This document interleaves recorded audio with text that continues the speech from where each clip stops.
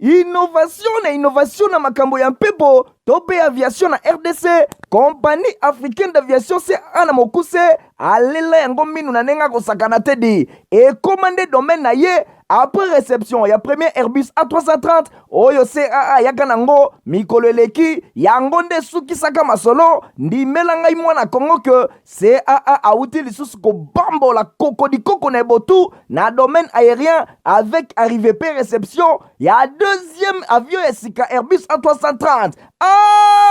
Airbus A330 deuxième frappe yango yo ya mokwake na mapate RDC ya boebondi melangai ke mon côté na terrain po ezala nanu te ekomi lelo ntimba na nzuzi veut dire mapasa Airbus A330 ba avion ya mokwake ya liboso eyaka yango yo bozwa lux eza nango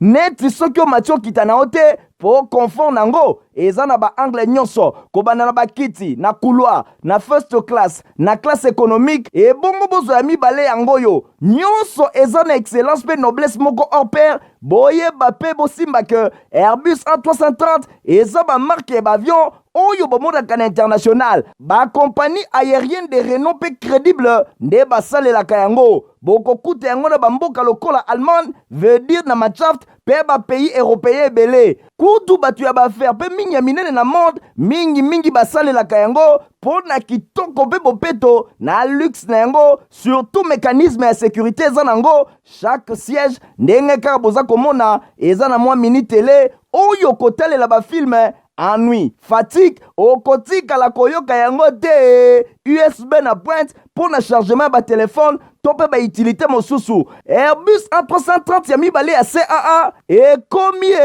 eza na deux classes first class pour na bino ba grand monsieur na ba grande dame pe ba personnalité misusu ebele avec 36 sièges classe économique pe ezali po na bino bosalaka baaffaire pe bato nyonso ba amoureux ba voyage avec 267 sièges mokoka sala voyage na ba meilleures conditions ndenge nanu ezala te avec Airbus A330 ya mibale ya CAA avion ya sika oyo euti kokoma ekwei deja na mabele timba na nzuzi lelo mibale moko te na Congo bana Congo pe bapaya basepeli oui CAA mfumu na ba innovation deuxième avion Airbus A330 yango ekomi Botena bino tebete bosamingo bozela kinfo lingala journal ya peuple pona peuple na onto fona basango na biso pona koesa bino que chef de l'état Félix Antoine Tshisekedi Tshilombo ayambaki mardi 15 août na cité Union africaine Barclay congolais oyo ba participer ki na 9e jour ya francophonie témoin événement non miwonda le jeu de la francophonie.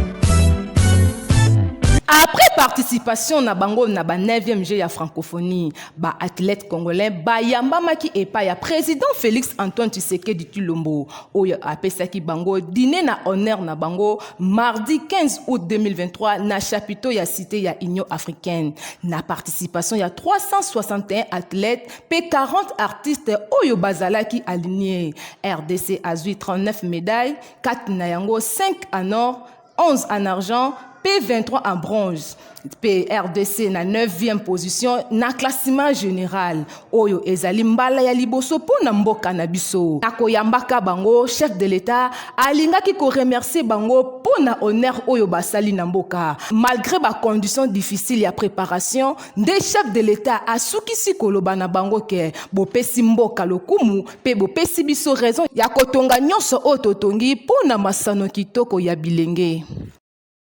Namasolo mususu bosenye ko simba ke ba membre ya société civile ya province ya Ituri pe Nord Kivu basalaki déclaration mercredi 16 août na palais du peuple pour na kosenga lever à état de siège na ba province na bango bazalaki na micro ya Nadina Sona. Député national. Ba membre ya société civile ya province ya Nord Kivu pe ya Ituri bango ba participa ki pe na table ronde oyo ezali ko salema na palais du peuple mingi penza na salle de congrès et bandaki le 14 pe le 16 août 2023 sous le haut patronage ya chef de l'état Félix Antoine Tshisekedi Tshilombo nde bango société civile ya Nord Kivu pe Ituri bazwaki maloba pour na remercier chef de l'État na ndenge azwaki initiative oyo pendant 2 ans et 3 mois mobimba état de siège et salemaki na ba province na bango ba kumisi pe lisusu accompagnement matériel ya gouvernement oyo ezali dirigé et pas ya premier ministre Jean-Michel Sama Lukonde Kenge malgré résultat ya état de siège oyo ezali na yango malamu te na tina wana balobi après kokota na ba commission pona kotala tala ndenge nini misala esengelaki etambola balobi ezalaki na 3 thématiques mususu ezalaki pona ko maintenir état de siège mususu requalification pe mususu pona lever ya état de siège na province ya Nord Kivu pe Ituri na tina wana société civile ya Nord Kivu pe Ituri batalisi poleleke ba thématique mususu mibale ezalaki bongo vide na bato na bango po ete ba argument ya malonga ezalaki te pona oyo etali ko maintenir état de siège na Nord Kivu pe na Ituri mususu ezalaki requalification yango pe balongolaki yango pamba te ba argument ezalaki te na tina wana bango nyonso batelemaki balobi esengeli état de siège elongwa na province ya Nord Kivu pe ya Ituri na tina wana balobi plus de 70 prorogation mobimba esali na yango eloko te web expert ya ndenge na ndenge bavandaki wana pona koluka ndenge nini ko raisonner boye bango nyonso basengi état de siège esengeli elongwa na province ya Nord Kivu pe na province ya Ituri kasi basengi na gouvernement bayeba na ko rétablir autorité civile kuna na province ya Ituri pe ya Nord Kivu ba renforcer ba capacité ya défense ya ba forces armées pe ya la police ba opération esalema malamu unité ya commandement emona na kuna na province ya Ituri pe ya Nord Kivu pe babate la population na ndenge elongo bani bango nyonso batemi balobi état de siège esengeli elongwa pamba te 2 ans et 3 mois après epesi ba résultat oyo bango bazelaki te. Masolo Moussous Bosenko Simba qui est distingué première dame de la République démocratique du Congo, Denis Sankiro Tshisekedi, Nanzela ya fondation naie ba accorda qui 500 bourses na ba personne vivant avec handicap partenariat oyo ekosalema entre fondation Denis Sankiro Tshisekedi na INPP Stéphanas Kande Nathalie Kaila Kapena. Une occasion à rencontre entre les personnes vivant avec handicap na député national Eliezer Tambouye na cadre ya Asbel na ye dénommé Pesa Moninga Sourire bautaki na bakwe nyonso ya capitale près de 2500 personnes vivant avec handicap batondaki na terrain local na RTNC na communier na distingué première dame Denis Nyakiro Tshisekedi présence ya fondation Denis Nyakiro Tshisekedi na pointe au bazanga kite kopesa sourire na ba personnes vivant avec handicap ndenge initiateur na ngo akomaki Denis Nyakiro Tshisekedi a encouragé ki bango pona kolobaki République démocratique du Congo et kokende liboso te soki bino bozongi sima moko na bino azala na talent o esengeli yango na misala pe na bakwe nyonso bokozala batu bakopesa bino valeur na yeke kotala bino na yoka pe na mona oyo bosalaka comme activité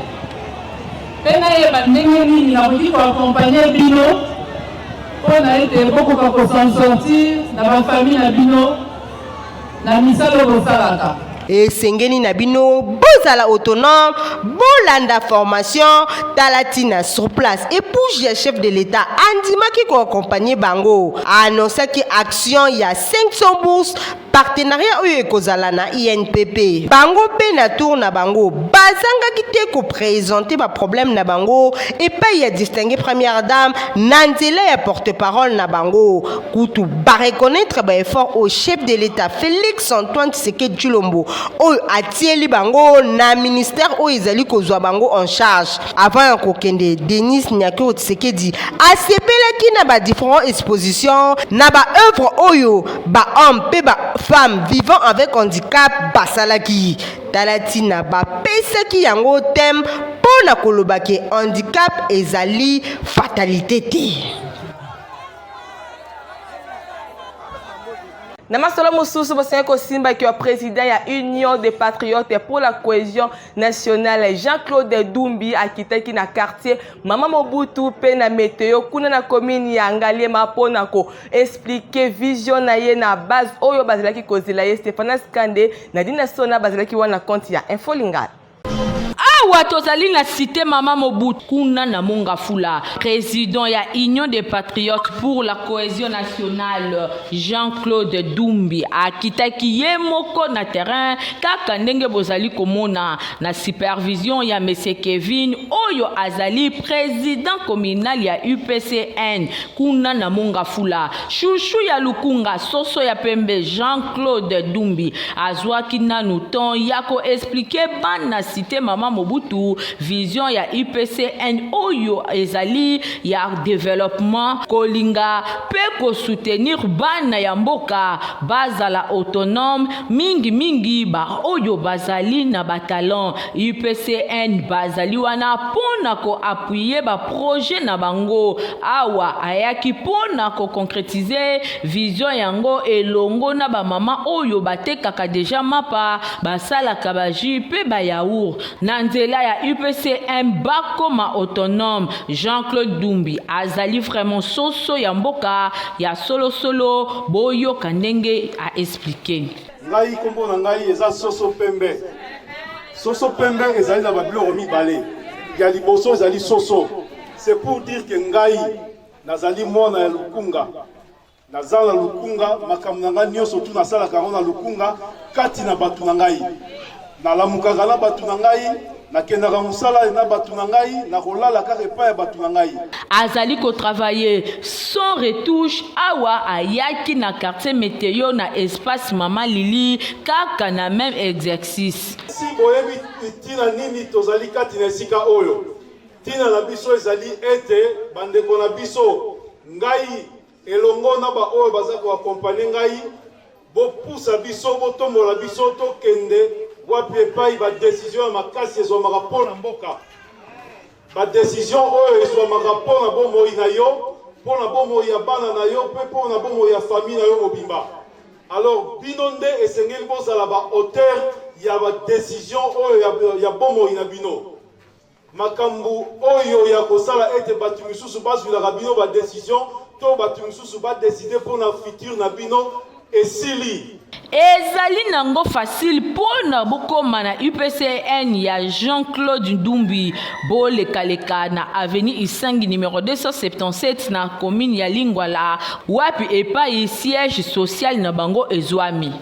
Délégation inscriture na kombo ya galaxie de jeunes de confession religieuse ba visiter ki weekend de leki atelier ya fondation Nerombungu na quartier Bikanga kwa na commune ya Kisenso temo événement aritima pindemi la dilando.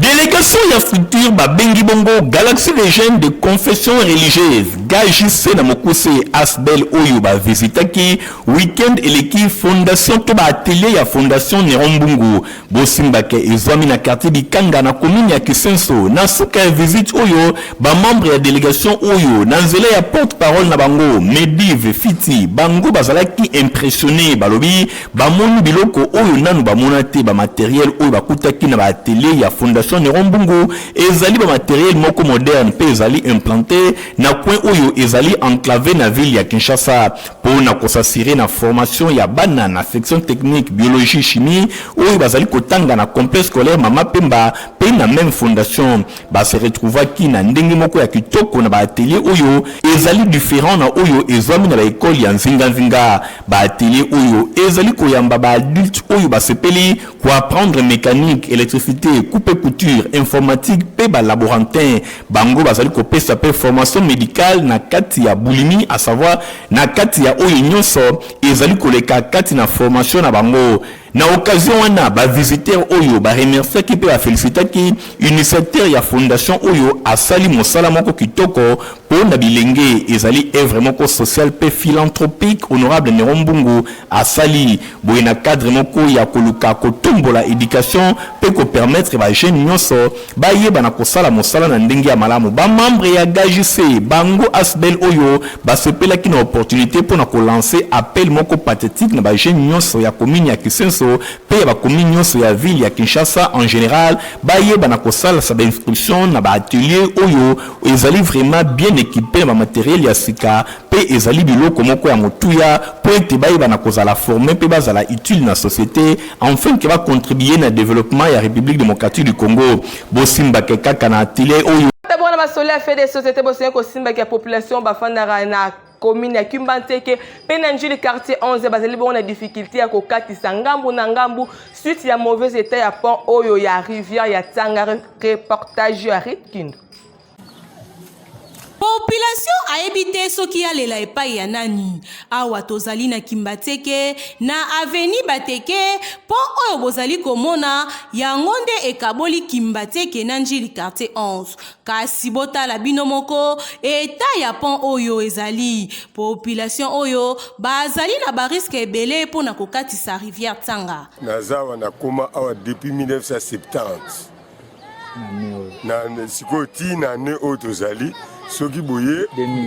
2023 soki boye bokomona biso tokoyebisa bino ndeni tokokosala awa mpo bato barespire bino nde bakonzi totyeli motema botya biso maboko soki bino te vraiment toyebi te bino boza mpona biso biso mpe toza mpona bino nzambe asungaka bino bakonzi botya maboko mpona esika oyo. Et puis depuis 1970 ti lelo nanu tomoni nanu ba œuvre makasi te mais mbalo to sidiki to mona bena ba œuvre sengeli bato ba respirer mutu ke le kawa souhait ya population ezali ke gouvernement amona ba difficulté na bango pe alukela bango ba solution pour ba condition oyo ezali vraiment mawa. La masolo a fait des sociétés toujours dans la commune Kimbanteke précisément dans le quartier Kikimi bazali na difficulté ya mai bamelaka kaka mai ya mabulu pe bazali lisusu na problème ya insécurité à cause de reportage Ritkind. Awa tozali na ville province ya Kinshasa kasi likambo ya kokamwa ezali ke bisika mosusu bazali komela mai ya mabulu ndakisa komini ya Kimbateke na quartier Kikimi population oyo bazali na esengo soko mokete po ba difficulté ya mai pe insécurité kutu ya kosakana te. Toza problème ya mai awa mai pasi boche la biso mai toza na posa mai boche la biso mai pasi ba mai tozo mela ya mabulu toza na susa mai boche la biso mai penza mai makasi ya mai ya point côté msuba mai ya mabulu eza kitoko te de souci eza ke gouvernement pa fatia avec la biso mawa ate la biso koto toza problème makamba mai de souci nde yango wana soka tie biso mai koto biso pe to sepa gouvernement na eto betele pe suma boko atika te lemba kitoko na mukali na yango basengi na bakonzi batala pe na ngambu na bango po bakondisio ya lolenge ya boye ezali malamu te po mai bazali komela ezali komemela bango ba maladie ya ndenge na ndenge. Compagnie africaine d'aviation CA a-t-il ba client na Airbus A320 pour le voyage dans ba condition kitoko. Innovation na makambo ya mpepo tope aviation na RDC compagnie africaine d'aviation CA na mokuse alela yango minu na nenga kosakana te di et commandé domaine na ye après réception ya premier Airbus A330 oyo CAA yaka nango mikolo eleki yango nde sukisaka masolo ndimela ngai mwana Kongo ke CAA auti lisusu kobambola kokodikoko na ebotu na domaine aérien avec arrivée pe réception ya deuxième avion ya sika Airbus A330. Airbus A330 deuxième frappe yango yo ya mokwake na mapate RDC ya boebondi melangai ke mon côté na terrain po ezala nanu te et comme il est lontimba na nzuzi veut dire mapasa Airbus A330 ba avion ya mokwake ya liboso yaka yango yo bozwa lix eza nango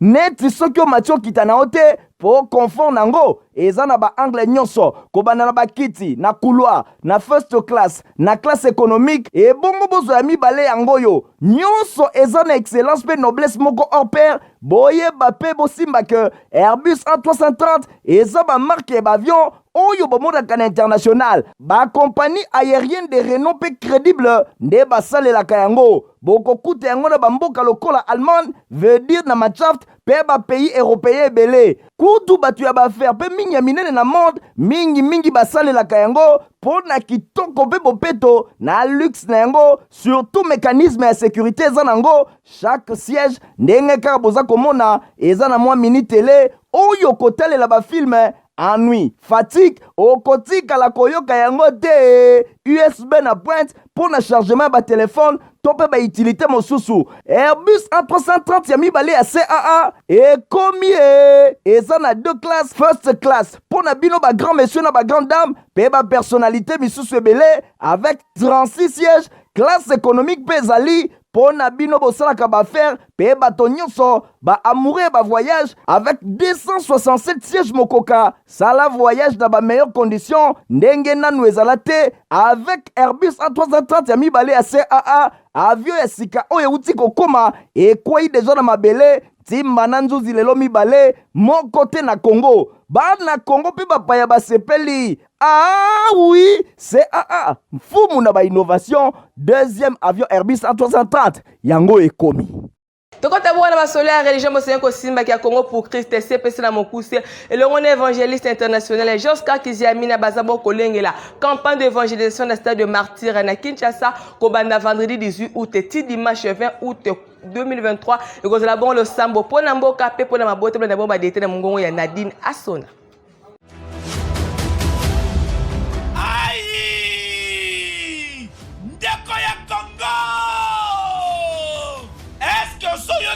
Sango, ya CPC 2023, Congo pour Christ, avec l'évangéliste international Kizamina Kibila, Jean-Oscar, l'homme de Dieu, l'homme de feu. Yoka, CPC 2023, grande campagne d'évangélisation et de guérison miracle. Kangadat Malam, du vendredi 18 au dimanche 20 août 2023 à partir à 12h Ngenga dans le stade de Martyr. Et c'est le seul rendez-vous. Il y a prière pour la mboka, et prière pour la famille. Blocage, stérilité, paralysie, malade et oumeli. L'évangéliste international Kizamina Kibila, Jean-Oscar Alobi, si ton Dieu est mort, et c'est le mien pendant 3 jours à CPC 2023 dans le stade des Martyrs. Kobo Sanate, conférence des ministres, des serviteurs et servantes de l'Éternel du 15 au 17 août 2023 dans le quartier général. Il y a ministère la puissance du nom de Jésus-Christ. Oyo et Zoami, na croisement Capella et chaussée de Guimoueza numéro 8.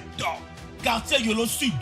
commune à Kalamou, référence Maître Taureau. Ah! Bon à CPC 2023, Ghana Zangate.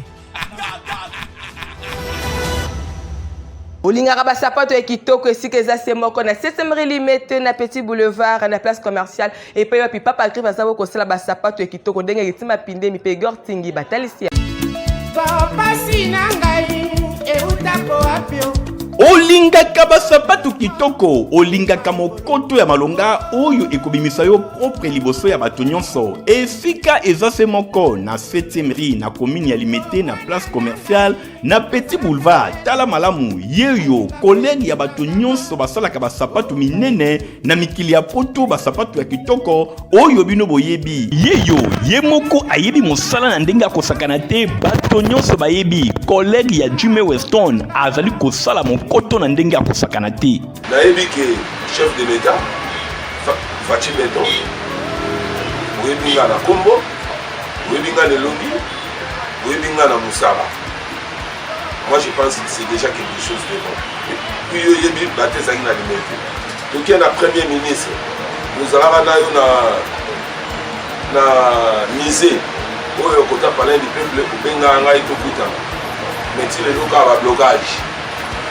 Mais on a même le ministre là, ministre de la culture Azali, ministre de l'industrie Azali, ministre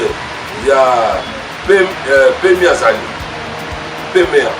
Mais pourquoi tu es au Changa Maboko, on a diminué le taux de chômage. Pour nous les hommes, par contre, nous n'avons pas Patrice pour diminuer le taux pour encadrer jeunesse, pour transformer Bango, si on dit que ça la sapate, est-ce que on a besoin de ça pour nous? Je ne pense pas. Automatiquement, à Oluka, Azala, responsable pour qu'il y ait des familles. Mais pourquoi? Pourquoi? Naza été dit pourquoi? Dans ce rôle-là, on a fait un Argentine au delà. Oui, adjoint à les alliés chez Goko Moulumba, fils gouverneur Argentine au delà. Nous avons même bonne foi. Alors, Ngamoua, mais Bangati n'est pas chef de l'État. Il n'a pas essayé mon compte. Il a dit que ma politique, moi, ma caméra. Mais il fait qu'une bonne foi. autorité nous basé en haut. Moi je pense que nous ça effort. Et ça devoir on a vu nous. On va devoir on a la salle. Sur le téléphone dans 7e rue, place commerciale, na petit boulevard, place partie soit un peu monsieur on a ambassade d'Ador à Kekele pour nous dans la présence de la salle. Nous avons bien organisé. Nous avons des candidats nous sous l'État le but de soutenir eux yango na bimisi. Mais il faut soutenir un gars. Bon, je comprends, tant que client ne soit pas d'accord,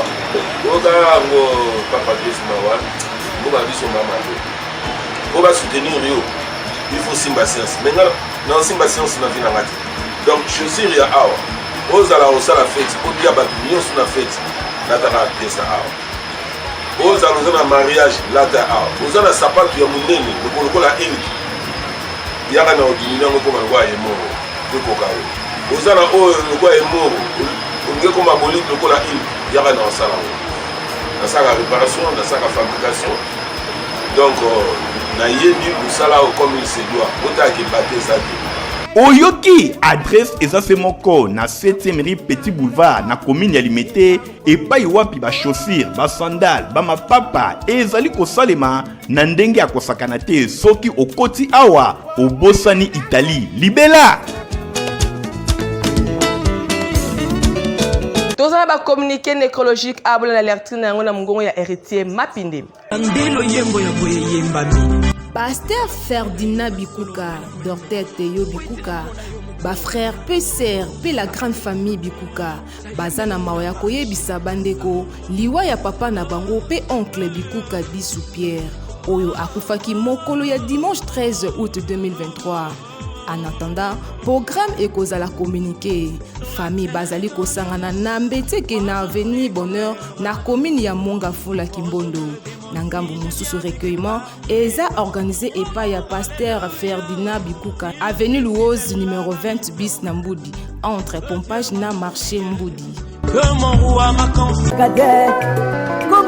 Famille Kachunga, Nicole Apendeke, Michel Kachunga, Clara Kachunga, Julie Bibi Kachunga, Bobo Kachunga, Joël Kachunga, pe Mbuyamba Jean bazana makasi ya koyebisa na bandeko baninga pe bayebani liwa ya mwana na bango pendeko na kombo ya Chichi Kachunga oyo akufaki uta mokolo ya samedi 5 août 2023 eleki sima ya bokono ya tango molai. Boye programme ya matanga ezali boye mercredi 16 août 19h, veillée mortuaire na résidence familiale Oyezwami na 5e rue, numéro 237, bar 24, na Cité Verte, na commune na Selembao. Jeudi 17 août 2023, 9h, sortie ya korto pe bobimi ya nzoto ya Mowei na morgue ya centre hospitalier Monkole Oyezwami na commune na Mongafula pe yango kolandama na recueillement. 10h, bokundami ya nzoto ya Mowei na cimetière ya Mingadi 2. Boena 14h,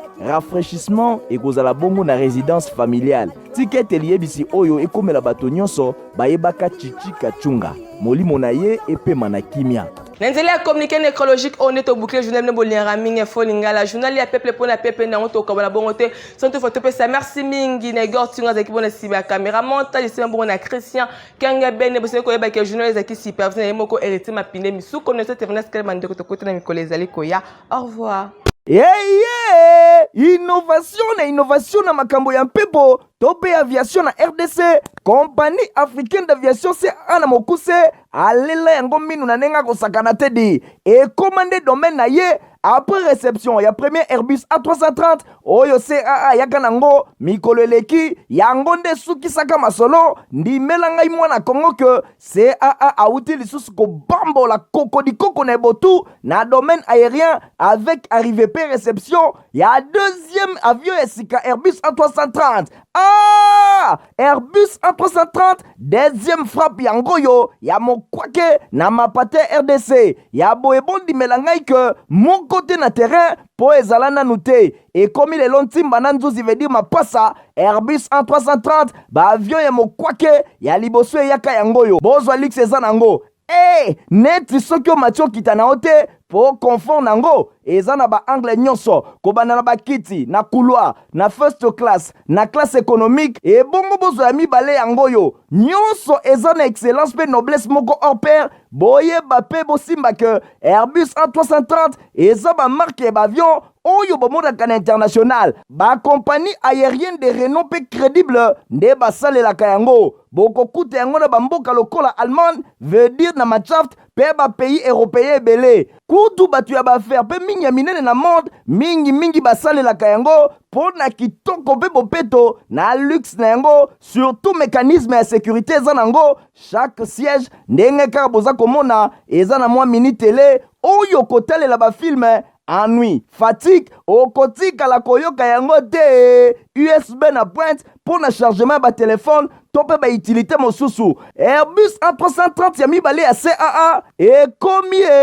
eza na deux classes first class pour na bino ba grand monsieur na ba grande dame pe ba personnalité misusu ebele avec 36 sièges classe économique pe ezali pour na bino bosalaka baaffaire pe bato nyonso ba amoureux ba voyage avec 267 sièges mokoka sala voyage na ba meilleures conditions ndenge nanu ezala te avec Airbus A330 ya mibale ya CAA avion ya sika oyo euti kokoma ekwei deja na mabele timba na nzuzi lelo mibale moko te na Congo bana Congo mpe bapaya basepeli ah oui CAA mfumu na ba innovation deuxième avion Airbus A330 yango ekomi